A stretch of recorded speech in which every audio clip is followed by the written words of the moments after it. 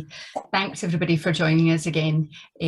Just to say we have literally just come from the ProjectEcho chat night, which has been really good. It's been hosted on the ProjectEcho website, where we've had a text-based discussion with people from Canada and from Gemma and Isaac and Erin from Scotland.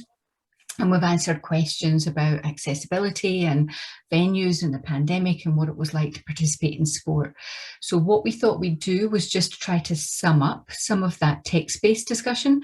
So because we understand that in terms of accessibility, people like to have a visual representation and a voice-based representation for some people too, and the text-based works really well for others. And so we've got all of that text-based is there, so if you're interested you can look on the ProjectEcho website if you've registered for that, and you'll get the whole discussion on there. We're going to do a short summary of that discussion now, just so that we can put that out in our social media channels too, and it would be lovely to get some feedback from people and any comments on that. So Gemma and Isaac and Erin, again, thank you very much. Do you want to just give us a flavour about what some of the questions were that you were being asked and what you thought were some of the responses? Because some people were asking quite interesting things about how we move out of the pandemic and what it was like for you right at the start. So Isaac, do you want to start us off on that? So there was one question about basically how would disability sport be affected by the COVID-19 pandemic. Much like everything, like the restrictions, it's kind of hard to get back to full swing. And I think it will be affected for the foreseeable until restrictions are fully eased and like relaxed, basically. Personally, until the restrictions are essentially fully lifted and it's safe to get back to kind of competitions and stuff, then I can't see, personally, I can't see things getting back. So I think it will remain affected until restrictions allow things to get back. So one of the issues that seemed to be coming up was about sort of almost attitudinal to people with disabilities. So you were saying, Isaac, that what you were experiencing was that where you previously, and Gemma, were you previously able to train and have dedicated training sessions in your specific sports, that Isaac, you're a swimmer, and that when you, in some parts of the lockdown as we've eased slightly, you've only been able to access public sessions in the swimming pool, which is not really suitable for a para development athlete. I mean, obviously, from going from like training like 4 or 5 nights a week to being told you can't like train at all, it was hard to take mentally. But yeah, with the pool opening back up, obviously, or my local pool only allows like so many public in. So many lanes, so trying to like do some sort of swimming in a lane full of kind of people that are just there for leisure, it's hard to get kind of a half decent, if you can call it a session, a half decent session in. What do you think about the advocacy role of organisations? Have they helped, for example, like Scottish Disability Sport? I know that Lynn was unable to join us tonight, but you know, the regional managers are trying to argue for dedicated participation and accessibility for parasport and development athletes as well as recreation. What do you think of that advocacy role? Do you think that's really hard? Are they struggling to do that, to achieve some of this access? Or, you know, maybe just take an example from Gemma there. She was travelling, you know, many weekends down to England for her training, and we sort of joked on the chat night there, but in fact now has had to resort to training on her own in a car park. So there's difficulty with that. Yeah, I mean, it's been hard, obviously, just like anything, to like, obviously if you've not got the space to train, then it's kind of hard to train. But I mean, I would say there's not really been, I don't want to say there's not been anything, because there probably is stuff out there, but personally down my end of the woods, it's been hard to kind of get pool space. I mean, Gemma, what about yourself, and what about the pathway development? Because you're obviously in that GB talent squad as well. So, I mean, just going back to sort of Scottish disability sport and how they've sort of dealt with the pandemic and sort of supported athletes, and everyone really. You don't need to, be performing at any level to sort of enjoy sport. During the pandemic, they put on a lot of sort of live sessions and that sort of thing to keep people engaged and keep them motivated, because we know that social isolation is a big thing, and especially, if you're shielding. And now, as we're coming out of the pandemic today, in fact, they've had regional activities, which they've done a whole lot of different outdoor sports and that sort of thing. So I think they are trying to cater. Oh, absolutely. I think you're right. Sort of SDS have really tried to deal with some of those isolation issues, haven't they? And they've I've certainly been aware of weekly physical activity online classes that have been provided. I'm thinking about, where does that role, they've obviously tried really hard to adapt and deliver a program of activity, including involving people like yourself. But how does that relationship between national agencies at government level, then as a policy, figure down into venues to say, you can't just keep using safety as an issue, that we have to actually get our track athletes back, or our participant or elite athletes back? And it's a difficult one. I'm asking you, how do you think that we deal with that in policy terms, in terms of trying to then, on one hand, they're acting as your advocacy and promoting it, but then say, but it's been stopped at the venue basis. How do you think we get over some of that? You want to go? Yeah, you go first, yeah. So I think it's a difficult one. I think one of the main things is that we need to sort of highlight the solutions that we've come up with. So, if safety's being brought up as the barrier, each governing body has guidance that's specifically related to reducing risks and that sort of thing. And everything is really, the guidance has been really well thought out and that sort of thing. I think, this can't go on forever. I think there's a lot of disadvantages that people with disabilities face in general, just within society before the pandemic. And I think we need to try and work together to try and break down these barriers. And if safety is one of them, I feel like Scottish Disability Sport and the other governing bodies have covered that adequately. So I'm not quite sure what the situation is in terms of that. I know for me, I'm training in England at the moment with my my talent squad, but we're not allowed to get back to our club training. I play with a team in Glasgow, and everyone else in my squad is back to full capacity normal training, and I'm not.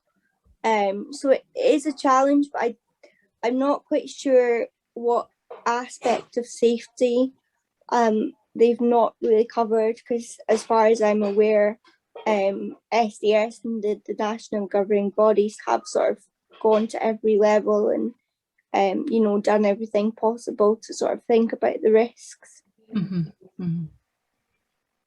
Yeah, I think you're absolutely right. So we're sort of seeing a disparity, or almost at times perhaps maybe just an overcautious approach in terms of coming back.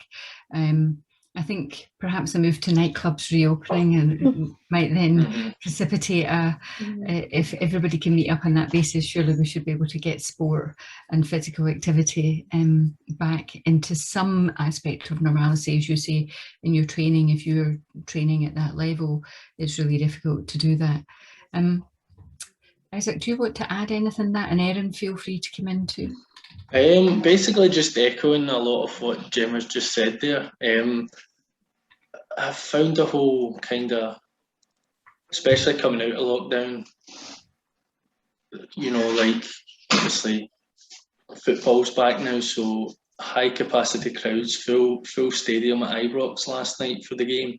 Whereas when I went into work this morning, we were still told to be 2 meters apart in the staff room, when, you know, and like as Gemma said, you know, some national training's back, but you can't get local club training back. And I know a lot of it comes down to, like, obviously space or whatever, like, you know, training's back for elite athletes and stuff, but there's been a lot of people, much like myself and Gemma, that, you know, just want to get back. And there's a lot of, like, able-bodied clubs. There's a club that I do a lot of coaching for that's back now, but they're basically back full training, whereas my club's not even like remotely close to coming back. So it's a bit kind of, why are some things coming back but some things aren't coming back? And then the things that aren't coming back, it's, are they taking an overcautious approach?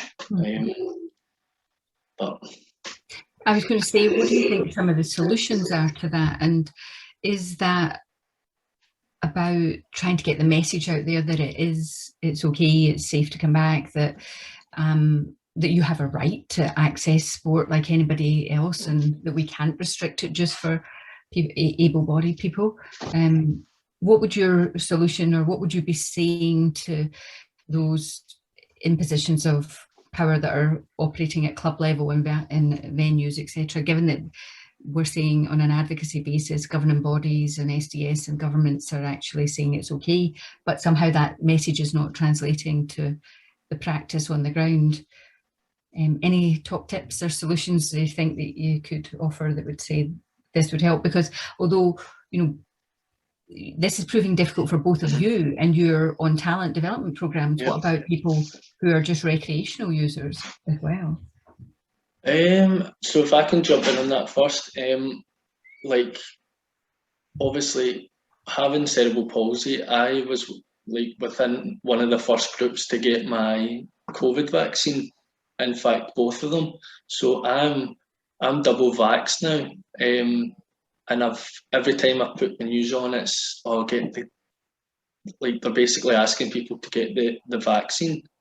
So I would probably say a big part is, if everyone in your club has, say, the vaccine, then you're as safe as anybody else to get back to training and stuff. So I think they should maybe look at, you know, who's vaccinated and who's maybe not. I don't know if that would be a way to maybe get around it.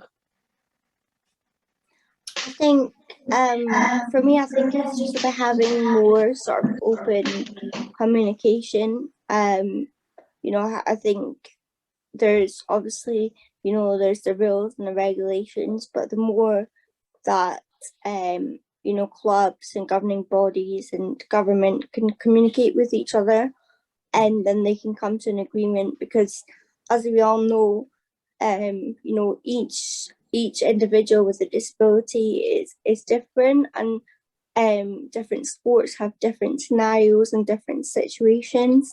So I think it's about sort of being able to compromise and come up with solutions. And that's only going to be done by sort of having open communication, and not just at a high level, but also speaking to the participants or the people that are wanting to get involved. You know, what are their concerns? Are they happy to go back?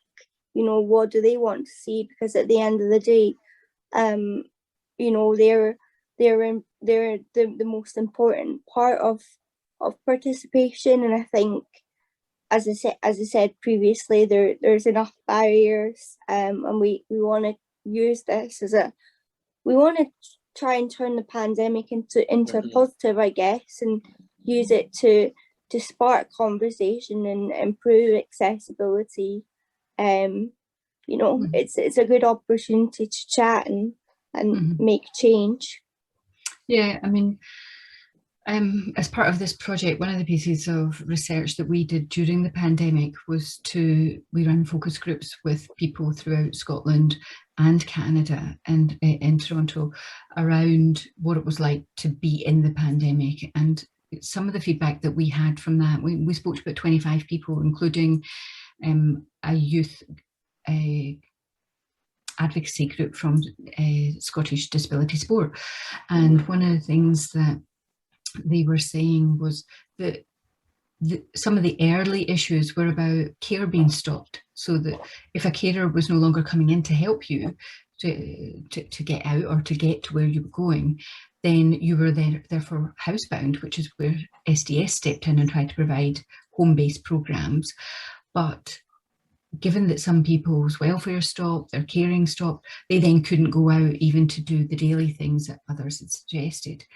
And I think, Gemma, you said on the chat about, given that everybody was going out because they could only go out to walk or bike, then the pavements and the parks were really busy. So that made it harder on people with disabilities.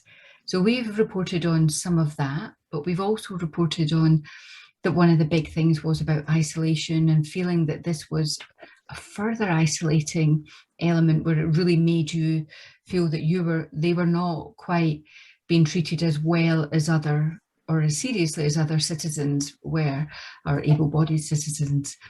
And I think it's interesting we look at the response from the Observatory for Sport in Scotland, where they've really taken this on as well, and they're a partner in this project with us in looking at how we can look at issues with disability sport. And of course, we're about to just conduct a piece of work in Scotland on sport and disability and participation rates, and look at how they've been affected and what's happening throughout the country. So I think they're an interesting group because they do act in that advocacy role, again, trying to speak up to create more positive policies for sport. Do you think, and I know Gemma and Isaac, you've had some dealings with them, do you think that that's potentially a role for a voice to government and to practitioners and to governing bodies to say, this is okay, we have to find the solutions to come back from this? And how would you do that? Or is it a social media campaign with the likes of Erin can help us? Erin, maybe you want to say something on that. Yeah, so I know with like what we said earlier with SDS, like they were doing like lives every week, and they were like trying to make the sport that you go out for accessible and like within your home. And I think the work SDS done was really good during the pandemic. Like they were like consistent and they kept at it, and I saw it everywhere, like on social media and stuff. And I think it's really good for when you can't get out of the house and you can't do that, and they had that there, and it was really good. And social media did become like a massive thing during the pandemic. Like everyone was using it because you had time to do nothing else. You were either out on a walk, or you were on social media, or you were binging Netflix, like one of the three, or you were baking at some point. But I think social media, it's a great way to like boost like an audience, and it's a good way to reach other people that you wouldn't have otherwise in person.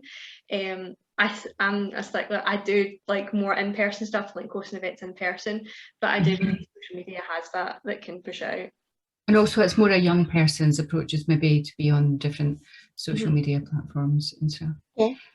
I think the OSS really have the potential to be the link between the participants, the governing bodies, the government. I know within starting my masters with UWS, that they've got a stakeholders group, a disability stakeholders group, and I think groups like that have the ability to really, you know, be the voice and take things into consideration, but not just chat about it, like actually change policy and make change, which is really important, because I think people can sort of talk about it, but the most important thing is that it actually gets put into action and that things improve.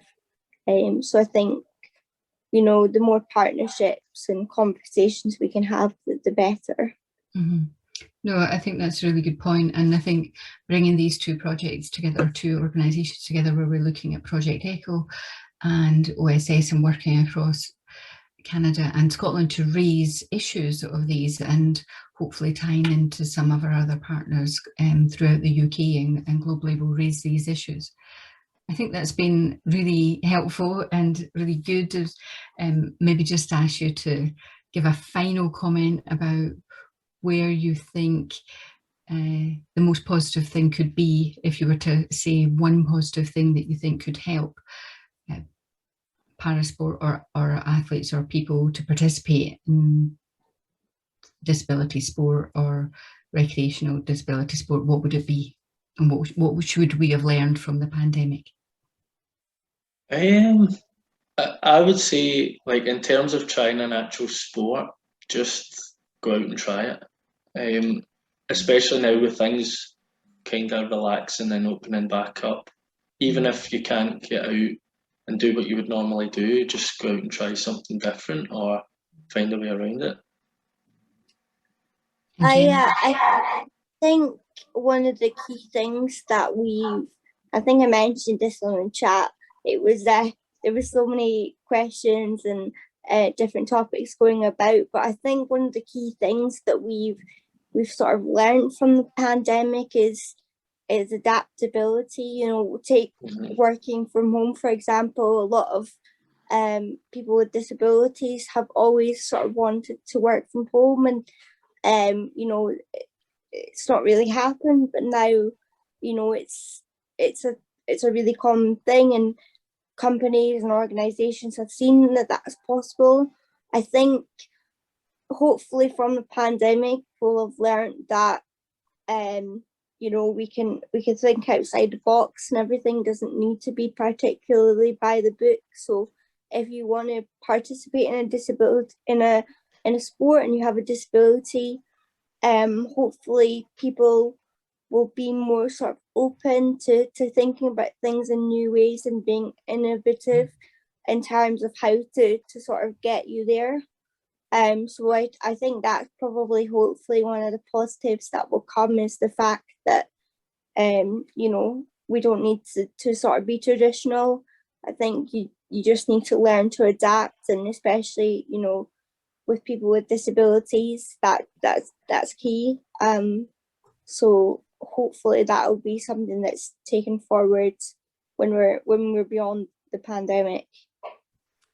Okay, thank you very much for that, for both contributions tonight on the text chat on ProjectEcho's website and on the Zoom call for the live chat that will go out a bit later.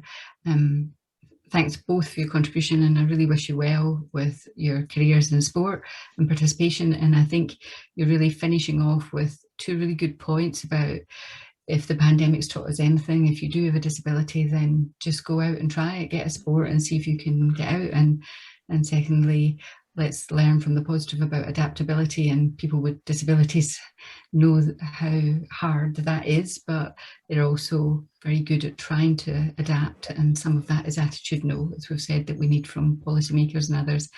So again, thanks to ProjectEcho for this, and hopefully we'll get involved a bit more as well with the OSS and bring you more contributions on this.